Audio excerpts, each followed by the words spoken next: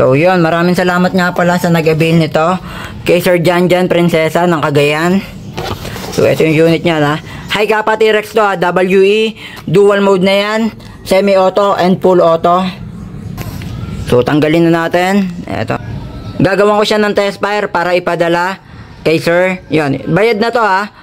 Nabayaran na si Sir Janjan Prinsesa ng Cagayan.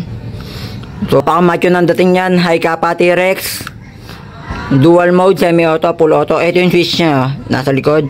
Yun, meron yan. Pagka nakataas, then baba mo lang para mag full auto. Semi-auto yan, pagka nakataas. Full auto naman yung pagka binaba mo. So gawan na natin ng test fire to. Nga pala ang package niyan, syempre may kasama ng green gas, 2,000 pieces na BBs. Then nagpa-add si Sir. Ito lang maganda no, sa mga bumibili sa akin, mas okay talaga magpa-add na kayo ng green gas. Ito, magaling si Sir, nagpa-add siya sa akin ng 3 green gas, then 4,000 pieces na BBs. Yun. So ganda, solid na solid to mga sir oh.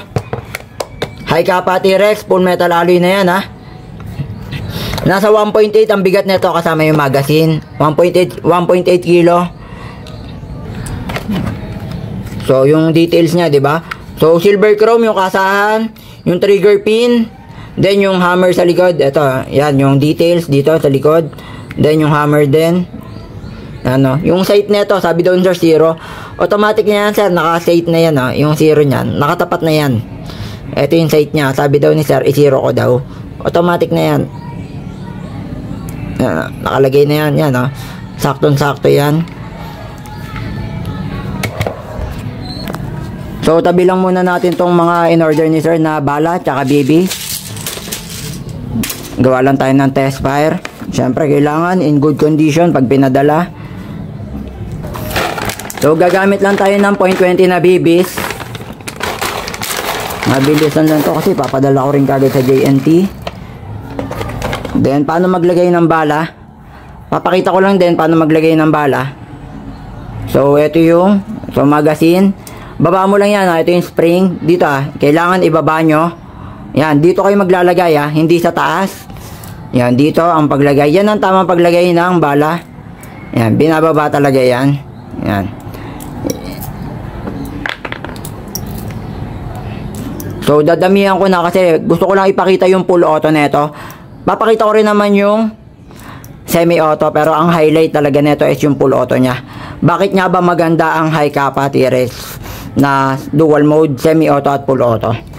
Yan, para din syempre, para sa iba, para din alam nyo. So may mga ilang bala lang din to. Yan oh. Nasa ilan ba yan? Mga nasa 20 pieces. Yan oh. So pasigsag to, hindi tulad nung kahapon nag-video ako 1911 yon, pero yon, straight lang siya. Straight lang ito, pasigsag yung yan yung bala niya pagka nilagay nyo.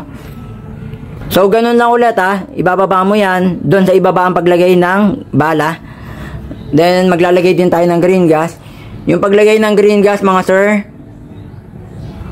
yan, dito marami na lilito dyan eh. Yung paglagay ng green gas, ito yung inlet valve oh. Ayun ha, nasa ilalim, medyo ano lang, mahirap silipin. Ayan, kita ba? Ayan, medyo kita dito. Ayan yung inlet valve, di ba? Yan yung inlet valve, ayan oh. I-connect nyo lang yung green gas dyan. Ayun yung parang pin o yung pito. Pakita ko lang din paano magpasingaw ng gas. Halimbawa, paano nyo malalaman kung meron bang gas o wala na yung magazine. Ayan o, yung nasa likod. Pagka meron pang laman na gas, matigas yan o. Hindi nyo basta-basta mapipindot. So eto, tatry lang natin. Pakita ko lang din syempre para mapanood nyo paano magpasingaw ng gas o green gas sa magazine. Press nyo lang yan. Tulak nyo lang yung valve sa likod. So yun, medyo nagsayang tayo ng green gas doon. Para lang din mapakita ko paano magpasingaw. So magkarga na ulit tayo ng green gas. Kargaan lang natin to bago tayo syempre, para kailangan may green gas para gumana siya. So ito yung inlet valve. So yan yung inlet valve, kita ba? Yun So ito yung pinaka green gas natin. Diretso lang dapat yung pagkarga mga sir. So count lang kayo 5 to 10 seconds.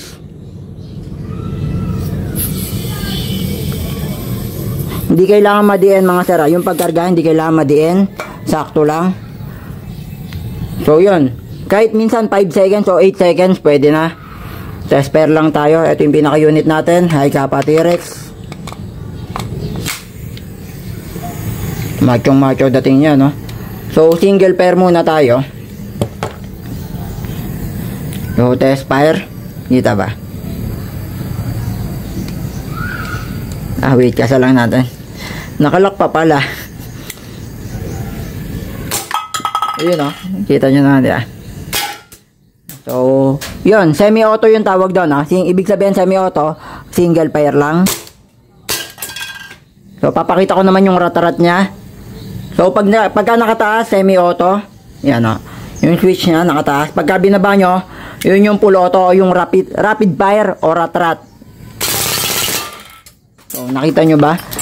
Ganun kaganda yung High Kappa T-Rex natin. Full auto na yan, ha? Dual mode, semi-auto at full auto. So, yan. Bakit nga ba siya mahal? Bakit siya magandang unit? Siyempre, magandang investment din yan pagka bumibili kayo ng airsoft.